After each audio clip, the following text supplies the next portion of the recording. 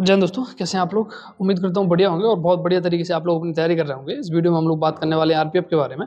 RPF की तैयारी बहुत सारे बच्चे कर रहे हैं। देखो, आरपीएफ की जो वैकेंसी है बहुत ही बढ़िया वैकेंसी है नौकरी के मामले में, क्योंकि यहाँ पे सैलरी बहुत अच्छी है। और दूसरी मैं सबसे बड़ी चीज़ करूँ, यहाँ की डिपार्टमेंटल एग्जाम होते हैं जो आप लोगों के लिए बढ़िया रहेंगे आगे बढ़ने के लिए। आगे आपको हेड कांस्टेबल बनना है, असिस्टेंट सब इंस्पेक्टर बनना है, सब इंस्पेक्टर बनना है, तो वो एक बढ़िया चीज़ है। और हाँ, अगर आप लोग किसी भी एग्जाम की प्रिपरेशन कर रहे हैं तो आप लोग मेरे साथ टेलीग्राम चैनल पे जुड़ सकते हैं। वहाँ पे रोज क्विजेस डाली जाती हैं। एक मॉर्निंग में आपको टॉपिक दिया जाता है, उस टॉपिक को आपको पढ़ना है और इवनिंग में आपकी क्विजेस डाली जाती हैं।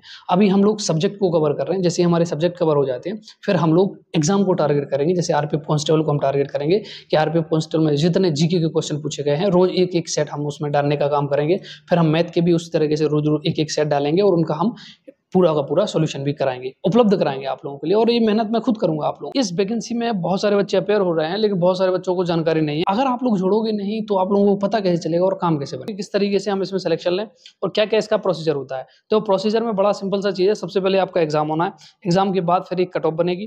कट ऑफ में आपको फिजिकल के लिए बुलाया जाएगा। फिजिकल होगा, उसके बाद फिर आपको मेडिकल के लिए बुलाया जाएगा। उसके बाद फिर लास्ट में आपका फाइनल कट ऑफ बनेगी। फिर उसके बाद फिर आपका जो फाइनल सिलेक्शन के लिए कट ऑफ बनती है लास्ट में। अब अगर मैं बात करूं इसकी स्ट्रेटजी के बारे में, पढ़ाई के बारे में, तो स्ट्रेटजी बड़ी सिंपल सी आपको रखनी है। आप सभी को पता होगा, इसमें 35 नंबर की मैथ, 35 की रीजनिंग और 50 नंबर की आपकी जीके आती है। देखो, हमें अच्छा खासा वेटेज रखना पड़ेगा, क्योंकि आप जान रहे हो कि वैकेंसी कम है, तो कॉम्पिटिशन यहाँ पे हाई होने वाला। अब कॉम्पिटिशन इतना भी हाई नहीं होने वाला है कि बिल्कुल 120 में से 120 चला जाएगा। हाँ, पिछली आप लोग जो कट ऑफ देख रहे होंगे वो 120 में से 120 जाने के उनके अपने रीजन थे। अगर कोई आपका आरपीएफ में हो तो उनसे जरूर पूछेगा आप लोग, ठीक। अगर मैं बात करूं मैथ के बारे में कि मैथ के लिए आपको कहां से पढ़ें, कैसे पढ़ें, तो सबसे जो बेहतर तरीका होता है, अगर आप बिगिनर हो तो आप यूट्यूब उठाओ और वहां से आप आरपीएफ कांस्टेबल मैथ ऐसे डालोगे तो आपको कुछ वीडियोस मिल जाएगी। उनसे आप पहले शुरुआत में कवर करने का प्रयास करो, क्योंकि एकदम से आप बुक पे जाओगे तो आप अच्छा स्कोर नहीं कर पाओगे या आपको चीजें समझ में नहीं आएगी।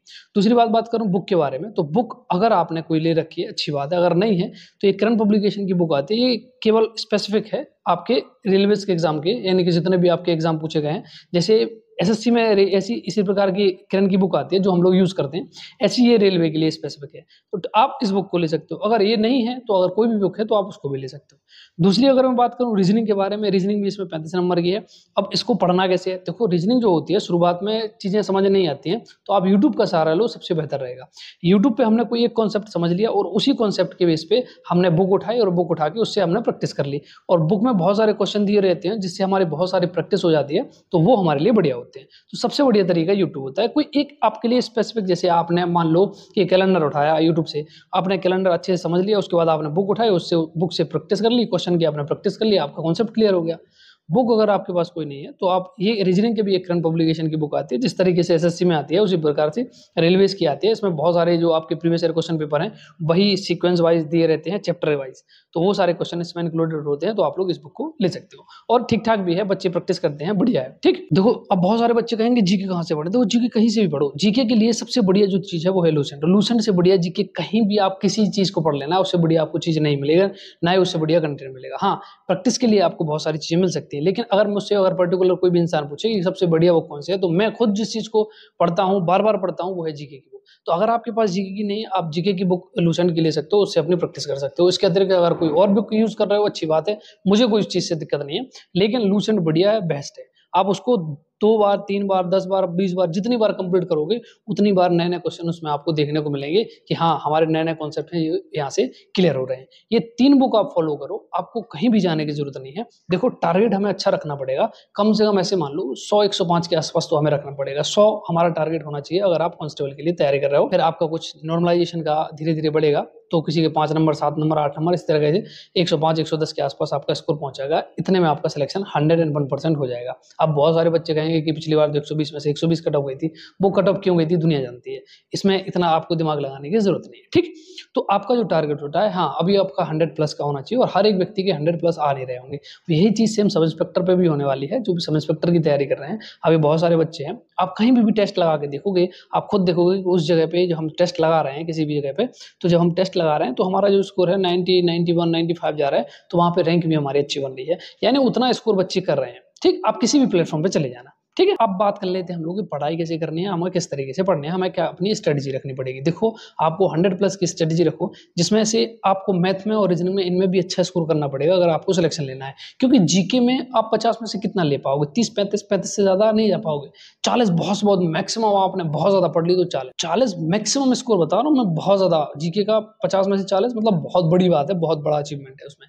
और सबसे बड़ी चीज इसमें आपका साइंस का भी पोर्शन होता है, तो साइंस के पोर्शन को भी आपको कवर करके रखना है। तो ये जो चीजें हैं इनको आपको समराइज करना है और कायदे से पढ़ना है। अगर आपको कोई कॉन्सेप्ट आ नहीं रहा है तो उस कॉन्सेप्ट को अच्छे से पढ़ना है। सबसे पहले अगर मैं बात करूं मैथ और रीजनिंग के बारे में, यहाँ 70 में से आपको 60+ लाना ही लाना पड़ेगा। लाना ही लाना मतलब लाना ही लाना पड़ेगा। 65, 63, 64 इस तरीके से अगर आपका स्कोर रहता है तो बढ़िया स्कोर रहेगा। और फिर मैं बात करूँ आपका जीके के बारे में, तो आप कोशिश करना कि 35 के आसपास आपका स्कोर जा पाए।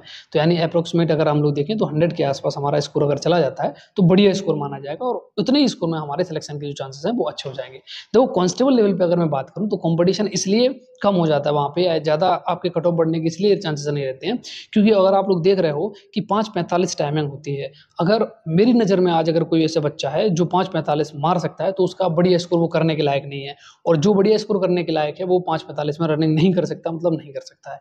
मेरी नज़र में जितने बच्चे हैं मैं उन बच्चों की बात कर रहा हूँ आप लोगों को। तो इस तरीके से देखें तो अगर आप 100 के आसपास रॉ स्कोर ले आते हो, सफिशिएंट स्कोर है, मतलब सफिशिएंट स्कोर है। और जब हमारा नॉर्मलाइज स्कोर होता है तो 5-7 नंबर हमारे अपने आप बढ़ जाते हैं नॉर्मलाइजेशन में, तो हमारा 105-110 के बीच में रहेगा। इतने में सिलेक्शन 101% हो जाना है, मतलब हो जाना है। क्यों? इसके साथ साथ आपको फिजिकल पे भी ध्यान देना पड़ेगा। और अगर आप अभी भी अगर आप फिजिकल पे ध्यान नहीं दे पाए हैं तो आपकी पहली रिस्पॉन्सिबिलिटी है, आप सबसे पहले रनिंग करने के लिए जाओ। रनिंग नहीं कर सकते हो आप वॉक करो, आधा घंटा वॉक करो, क्योंकि आरपीएफ के फिजिकल में बहुत सारे लोग बाहर होते हैं, मतलब बहुत सारे लोग बाहर होते हैं। और सब इंस्पेक्टर पे मैं अभी ज़्यादा कुछ नहीं बोलूँगा, जब एग्जाम देंगे वो सब चीज़ें उसके बाद बोलूँगा। अभी जितने भी बच्चे कांस्टेबल की तैयारी कर रहे हैं, आपका पूरा का पूरा फोकस मैथ रीजनिंग की कॉन्सेप्ट समझने के लिए होना चाहिए। देखो बहुत सारी चीज़ें आप मार्केट में निकाल के रख देंगे, ये नोट्स लो, वो नोट्स लो, ये दुनिया भर सब तमाशा है। अगर आपको बढ़िया करने हैं, सबसे बढ़िया जो चीज़ होता है प्रीवियस ईयर क्वेश्चन पेपर और उनकी बार-बार प्रैक्टिस। आप जितना प्रीवियस ईयर क्वेश्चन पेपर की बार-बार प्रैक्टिस करोगे, आपकी जीके बहुत बढ़िया हो जाएगी। देखो जीके रेलवेज़ की इतनी लंबी चीज़ है।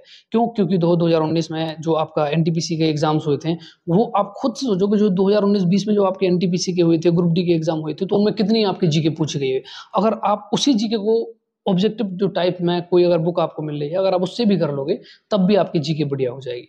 आपको बहुत ज़्यादा भटकने की ज़रूरत नहीं है। हाँ, मैथ पे आपके कॉन्सेप्ट पे काम करना पड़ेगा। मैं आपको फिर बता रहा हूँ, नए-नए बच्चे होते हैं, उनको जानकारी नहीं होती। मैं आपको फिर बता रहा हूँ, आप यूट्यूब का सहारा लीजिए अगर आपने किसी का पेड कोर्स नहीं ले रखा है तो। अगर आपने किसी का पेड कोर्स ले रखा है तो आपको बहुत ज़्यादा इतना डीपली जाने की ज़रूरत नहीं। जो वो पढ़ा रहे हैं उसको अच्छे से पढ़ते जाओ और उसकी बार-बार आप प्रैक्टिस करते जाओ, रिवीजन करते जाओ। सफिशिएंट रहेगा, उतने में आपका सिलेक्शन हो जाना है। फिर जब आपका ये सब चीज़ें हो जाए, उसके बाद फिर आप प्रैक्टिस करना।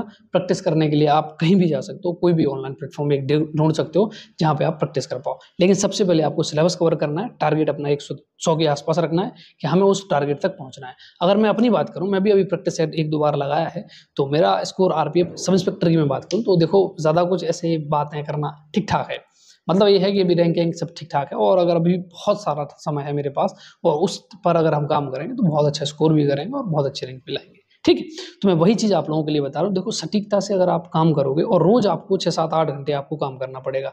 अगर आप ये सोच रहे हो कि नहीं हम तो थोड़ा बहुत काम करेंगे या फिर ये सब चीज़ें नहीं चलेंगी। आप समझो मेरी बात को। हमें सटीकता से काम करना पड़ेगा और हमें रेगुलर बेस पे कंटिन्यूटी हमें बनानी पड़ेगी। जब तक हम कंटिन्यूटी नहीं बनाएँगे, हमारा सिलेक्शन नहीं होगा। देखो मैं बहुत सारे लोगों को देख रहा हूँ अभी, बहुत सारे लोगों को देख रहा हूँ जो 10 दिन, 15 दिन तो बड़े मोटिवेट रहते हैं कि हाँ वर्दी लेनी है और ये करना है, वो करना है। बाद में बिल्कुल डाउन हो जाते हैं। बहुत सारे ऐसे बच्चों को मैं देख रहा हूँ। तो जो कंटिन्यूटी अगर आप नहीं बनाओगे तो बड़ी मुश्किल होगी। रोज़ 8 घंटे दे दो, सफिशिएंट है। जो बुक्स बताएँ उनको पढ़ते रहो और अपने कॉन्सेप्ट पे काम करते रहो और रेगुलरिटी बनाए रहो। मैं बता रहा हूँ मैक्सिमम बच्चे रेगुलरिटी नहीं बनाते हैं। 10 दिन, 15 दिन, 20 दिन पढ़ते हैं और उसके बाद खत्म हो जाते हैं। इस चीज़ का आप लोग ध्यान रखना प्लीज़, प्लीज़, प्लीज़। ठीक है? मुझे आशा है कि जो चीज़ें आप लोगों को बताई हैं वो आप लोग करोगे, और नेक्स्ट वीडियोज़ में हम लोग धीरे-धीरे एक-एक इसी तरीके से नेक्स्ट चीज़ें हम लोग देखते जाएँगे। ठीक है? और सारे डाउट आपके कंप्लीट हो जाएँगे। मेरी नेक्स्ट वीडियो रहेगी कि आरपीएफ में आपका फिजिकल कैसे होता है? क्या पहले हाइट मापी जाती है, चेस्ट मापा जाता है, पहले लॉन्ग जंप होती है, हाई जंप होती है, क्या होता है? वो सब हम लोग नेक्स्ट वीडियो में बात करेंगे। तो बहुत जल्द मिलते हैं नेक्स्ट वीडियो के साथ। जय हिंद।